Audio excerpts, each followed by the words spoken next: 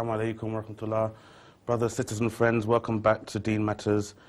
It's been a good week, quite a lot of things happening. From the last show, mashallah, what a response.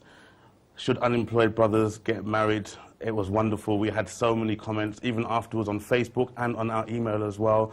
It was amazing, and I'll just let you know now that we are going to have a continuation of that topic and others, but not this week, that'll be next week. So today, what we're going to be discussing, a couple of actually really worthwhile organizations that are out there doing really amazing, fantastic things which we all need. Now, what's happened is we're looking at this year now, and I was thinking about the kickstart that we all need. In the beginning of a new year, we have, things that we have to do. We're always thinking about it. What we're going to do this year? You want to do some good deeds? What does it take to kick off your good deeds? Because that's all it needs. It's like the new year comes and you have many things that you want to do, but you can't think, which charity should I work with? What should I do for myself to get that barakah in? So even as Deen riders with us now, it's been a slow year. There are always things that we want to do. We've got the projects all lined up, but just to actually get out there, get that kickstart, it takes a bit of time. But alhamdulillah, that's what we're here today for, brothers and sisters. We're going to give ourselves a kickstart. And if we haven't already done anything when it comes to good deeds and charitable acts, today will be the day to start. Now, about a month ago, recently, we had a show about domestic violence. And our guest at that time was Brother Ramiz Ibrahim. Now, on that show, brothers and sisters, whoever watched it, you'll know how touching it was and the stories from the callers that called in and the situation that they'd been in. Now, Ramiz, he is the consultant or the counselor, as it were, for an organization which is called Nour DV. So I thought, you know what, we need to get that organization back in here, and we need to find out what's going on with them, what are they doing, and see what you can do out there as well. So my guest today from Nour DV is the spokesman, Mizanur Rahman. Assalamu alaikum, bro. Walaikum assalam, bro. Jazakallah khair for joining me. No, Jazakallah khair for inviting us. Alhamdulillah, brother. Listen, it's been a long time coming. It's been overdue. If you saw that show, it was just really, it was an amazing show, bro. I mean, it was interesting actually because, I was obviously on the side of the sisters as usual because they paid me well, not really. Okay. I was on the side of the sisters and I was saying, look, this is a problem. Okay. Where the women are the ones who are definitely always being oppressed. Yeah. But what's quite interesting though was the first caller that we got was a sister.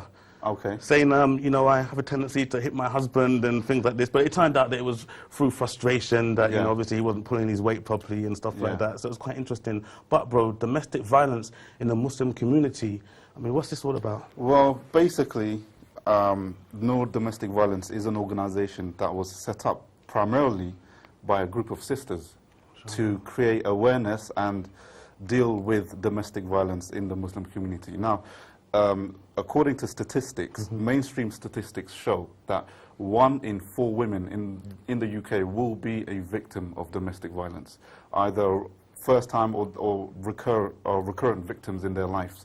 Now, that just shows, that's a general statistic. Now, we don't know how prevalent domestic violence is specifically in the Muslim community. So Nour Domestic Violence was set up to deal with this specific problem for the Muslim community, even though we are not just open to the Muslim community, we're open to all communities. What we would like to do is to use Islam as a tool that will reduce and prevent domestic violence and marital discord within, you could say, all communities, really. So that's what we'd like to do. So how vocal are the sisters who are experiencing domestic violence? Vocal, this is from just my opinion, I would say that the majority of the sisters aren't that vocal due to fear and dependency on their partner. Their partners might be, abusive. They might stop them from doing certain things. They might be very oppressive in certain regards, and this fear might lead the sisters to not actually want to get any form of support in the relationship or for themselves, really. Whether that's from a Muslim organization or from organizations like the police, for example, who have the powers to stop domestic violence. So. You might have sisters that come out, but then there's probably a majority of the sisters that don't come out, and they're the silent majority. Tell me something, bro. You obviously, I know you. I've known you for a little while. I know you're always quite active. You're out there. But what is it that really drew you to this organisation, Nour DV? What drew me to it was the fact that it's a young organisation, meaning it's a new organisation. It's a vibrant organisation. The sisters behind it are very energetic. The brothers and sisters behind it, they want to do something about this issue. Also, there aren't many organizations, especially Muslim organizations, that are focusing on this aspect of the Muslim community. As we know, we have done, Nour Domestic Violence has done its own research. They've sent out questionnaires to various people, and we have received our questionnaires back from 287 participants. They're both male and females within the Muslim community, and the results showed that the prevalent domestic violence is very prevalent in the community. All of them have said that they have either witnessed it a couple of times, either them, family or their friends. So this showed to us that, even though the sample that we used is very small, the results was actually very big. Yeah. All of them have pretty much said that they've seen it on, several times. Yeah. So we don't really know what the actual ratio of domestic violence is in the Muslim community. We don't actually know. Wow. So we have situations where, there are sisters who are in this situation. They're being oppressed clearly. Right. But as Rami said when he was here, he said that there are always circumstances which leads up to an event. So even though it's not justified in any way, that there are things that maybe take place or arises before that actually comes into reality. But I mean, are there common causes? There may be common causes. Yeah. One of the things that we found out was one of the causes for domestic violence is purely a lack of Islamic education. Not many people know what Islam actually says about domestic violence. And the interesting thing is, from our research that we've done, we found out that 11% of our participants actually believe that Islam actually kind of makes domestic violence permissible. So, what we've come to know is that primarily there's a lack of education, but also, like you said, there are also social influences as well, including cultural factors.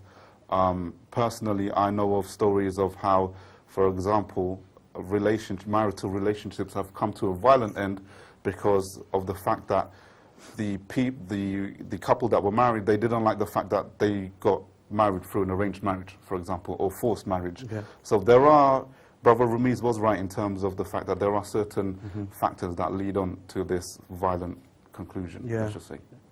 All right, so what's the process now? You have a sister who, she plucks up the courage, and she says, okay, I've had enough. I'm going to do something about it now. She picks up the phone, she calls you guys. What happens? Okay, it depends on what the sister wants, because everyone is unique in their own way. So for example, if the sister just wanted to know what Islam says about domestic violence, we can refer her onto our Islamic advisors, brothers like Jalal ibn Saeed, and there are other brothers that are involved in as well, that will inform her about what Islam says about domestic violence. We have also health advisors as well, sisters like Alia Sheikh, she's a psychologist. We can refer the sisters onto her as well, and she can provide counseling and psychological support. We are also looking to work on the legal side of things as well, and also we are. What do you mean by that? If, for example, if the victims want to pursue, either sue or go to court or anything like that, or if there's any other organisations that can help them in that aspect of things, we are open to working with those organisations. Also, accommodation as well. We are looking to provide shelter and accommodation for victims of domestic violence, and we are working on an aftercare package as well, which provides the victims a day out, maybe befriending scheme or whatnot, to help them kind of reintegrate back into society after this traumatic things. Okay, so What's the in terms of that process then? I mean, is it a case of, you know, you can clearly see, for example, that a sister has been physically abused? You know, is it like pick the phone up and just call the police straight away, or is there, you know, for example, are there people within the organisation that go and advise and sit with a brother and say, you know, brother, you can't do this, you shouldn't be doing this? You know, is there anything like that in place? Yeah, that's the role of the advisors. The advisors, because I think we really need this. Yeah, that's the role of the Islamic advisors and the health advisors. Their role will be, especially the health advisors, their role will be to, you know, investigate, you know, whether the individual has the common side effects of domestic violence and just take it on from there, really. So, common side effects? Yeah. What's that? Reluctance, fear, dependency on their partner. Okay. But majority of the time, it will be fear. But, you know, that's after fully investigating the case and the individual, which really works on a case-by-case basis. People are different. Okay. And we're going to open up the phone lines shortly because, you know, in case any viewers out there want to call in and, you know, address you directly. Okay. But I'd like to come back to some of that, what you mentioned before. No, okay. But you mentioned some events, or you haven't mentioned that yet, but I know that this year you've had a program, and next week you've actually got something taking place, haven't you? Yeah. If you can tell us a little bit more about that. Okay, basically next week will be the launch of our Nour Domestic Violence Week, where we will, during that week, we will have events and webinars and khutbahs primarily on this subject. So on the 14th of March, we have our trailer launch. Inshallah, will be on our website. And on the trailer, mashallah, is amazing. We have brothers like Yasir Qadi, Jalal ibn Saeed, brother Ramiz on there as well, Yvonne Ridley, and a whole host of brothers and sisters that took part in this trailer and to help create awareness about domestic violence. On the 17th, inshallah, we will have a webinar with a well-known brother that will go over what Islam says about domestic violence, and that will be, inshallah, on our website. And more information on that will be on our website as well. On the 18th, we will, inshallah, there will be some Jummah khutbahs. And inshallah, in these Jummah khutbahs, the Imams will be talking about domestic violence. Excellent, excellent. So how did you get them to agree to that then? Mashallah, that goes down to the hard-working sisters and brothers behind the scenes of Nour Domestic Violence. And they have persistently emailed and telephoned the masjid administrations to talk about, you know, to get them on board with this project. So more information, inshallah, will be on our website. And basically on the 20th, inshallah, we will have our launch event at the LMC. We will have brother Jalal ibn Saeed. We'll have a video message from Yvonne Ridley, and we'll have, inshallah, entertainment and three-course meal at the London Muslim Centre. So, and that's on what date? Sorry, that's on the 20th, on Saturday. 20th. Okay, so I want to, for those who may not get a chance to see the trailer, just tell me a little bit about, you know, that trailer, the content, and, you know, what brought that along. Okay, what brought it along is the trailer, in essence, is a method to promote and create awareness of Nour DV itself. And what the trailer has in it is brothers like Jalal ibn Saeed, Yvonne Ridley, you know, kind of encouraging the Muslim community to get involved with Nour domestic violence, and also creating awareness about domestic violence and how it needs to be tackled. And it's done in a well-packaged kind of way, so that it won't be too sensitive to the brothers and sisters that unfortunately, that are going through this. But it also will be, like, it's packaged in a professional kind of way that will deliver the message of who we are, why it needs to be tackled, and inshallah, it will encourage people to get more involved. And if they don't want to get more involved with Nour, then inshallah, it will encourage the brothers and sisters that watch it to just get more involved in trying to tackle the issue in their own kind of way, hopefully. So, okay, brothers and sisters, the number's now on the screen. What do you want to know about Nour DV? and, you know, obviously what do you want to do to help, give us a call, inshallah, and share your experiences and ask away with your questions. Now, Ms., again, just talking about the situation of, sometimes people don't understand how oppressive it is for a sister who is going through this. Yeah. And, you know, just the mere fact that she doesn't know about you guys, and the mere fact that she doesn't feel there's anyone that she can speak to. You know, we need everyone to know about this. Yeah. You know, as Yeah. many people as possible. So how is that process going? Obviously, you've mentioned these events, you've mentioned the trailer. You know, are you getting a good response as yet? We have had a response Yeah. from brothers and sisters that are going through this. However, the response, even though we haven't actually fully publicized ourselves yet, because of that, the response has been kind of small, let's just say. But still a significant number have contacted us about, you know, what they're going through. And primarily, they were, from what we know, they wanted to seek Islamic advice. So we would refer them on to our Islamic advisors, and inshallah, you know, the case got taken on from there. What is interesting is we have a lot of brothers and sisters, especially our ummah, that wants to rise up and inshallah make this world a better place. Yeah. But as we all know, Prophet Muhammad sallallahu alaihi wasallam says that there is no veil in between Allah and the prayers of the oppressed people. Yes, so the brothers and sisters that are oppressed in our own community, their prayers there's no veil in between them and Allah. And because of that, you know, obviously this is an issue that is causing negativity within our own community as well. So just on kind of spiritual kind of ways, we need to deal with domestic violence because it's actually having a negative effect on us as a whole community. Okay.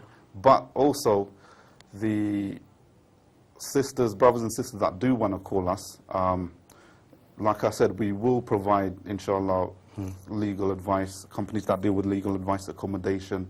So we are looking to broaden our services that we provide, which currently are Islamic advice and basically health and counseling advice as well. All right, another question now. Viewers at home Yeah. are there itching to call in, Yeah. and they want to find out, what can I do? I want to help. Yeah. You know, do you have enough volunteers? What do the volunteers do? What do you expect from your volunteers? What's that? You know what interesting fact is, we have a lot more sisters involved in this. So you know what, there ain't enough brothers involved in this at all. There's only about, actually I'm not going to say the number, but you know, come on brothers, man. Why do you think, go on the website and get involved. Why do you think that is, that not enough brothers are getting involved? Do you think it's because they're thinking that, okay, it's a sister who is experiencing this and I can't speak to her directly, so do you think that's what it is? I don't know. There could be several reasons why. But we also know that there are individuals that do want to get involved in this. So go onto our website, nour-dv.org.uk, and get involved. There could be several reasons. Could be the fact that, you know, a lot of brothers unfortunately do take part in this act. So that's why they don't get involved. It could be that, unfortunately, not enough awareness is being made about this subject in our community, and therefore you might have a large percentage of people that actually don't think that this actually happens. So there could be several factors, but, you know, one thing that I know for sure is that there are a lot more sisters involved in this than brothers. Bro, let's bring the point home here, and let's get real. Let's keep it real here. Okay. And let's talk about, you know, a typical maybe scenario, or even let's talk about a worst case scenario. Actually, before we do that, we've got a caller, Ms. So let's take that call, inshallah. Assalamu alaikum, caller. Wa alaikum salam wa rahmatullah. Sister, how are you doing? You okay? Alhamdulillah, I'm fine, thank you. Jazakallah khair for calling. What's your name, sister? Where are you calling from? My name's Aisha. I'm from London, South London. How's this? Jazakallah khair for calling. How's this topic touched you today? Mashallah, it's really touched me quite a lot because I've actually experienced domestic violence myself within an Islamic marriage, and I was married for about 3 years, and the domestic violence started quite early on, and I found it very difficult to try and get out of it because obviously we're husband and wife, and you know the marriage contract is a very serious thing, and plus I was expecting a child, so I didn't really know how to get out of it. And like this sort of organisation that you have now, I didn't know where to go for help, and the police got involved quite a few times, and you know the brother was arrested and stuff like that, and I was really reluctant to press charges, and I was scared to go ahead with it. And eventually, after a few times where the police were called and I dropped the charges against the brother, they decided to prosecute without my consent. And I was actually told that if I didn't go ahead with it, then I'd be arrested myself. And you know, it's a really, really stressful time, and it was really, really difficult. And there was nowhere really to get any help or advice or anything on what to do Islamically. Whether to just have sabr and wait and make dua and stuff, or whether to leave for the safety of myself and my child. So. Did you get any support from the community at all? Did you speak to anyone or? No, because it's really quite a taboo subject. Like what goes on within the home kind of should stay within the home, especially when you're married. That's kind of the response I got. It wasn't really. There wasn't really a lot of support for me, to be honest, and I didn't really know what to do, whether I should stay and just hope it stops, or just just leave. And then eventually I managed to get the strength to just say this is enough. I'm not taking this oppression, this violent, this abuse any longer. As a Muslim woman, I have dignity, I have honour, I have respect, and I don't deserve to be treated like this. Mashallah. Mashallah. Sis, inshallah, have you moved on from that now? You know what, alhamdulillah, it was, we all learn from our mistakes, and, alhamdulillah, I have moved on, and I'm really happy now, mashallah, and I'm glad I'm not in that situation anymore. So I'd say, my advice from experiencing it is that, just as kind of in the beginning, you think that the violence might stop, and you blame yourself as well. You do tend to blame yourself and think that it's because of something you might have done, and then you realise that no, it's them and it's their problem, and regardless what you've done and how upset they might be if you argue or anything like that, then it still doesn't call for any man to put their hands on you or abuse their wife.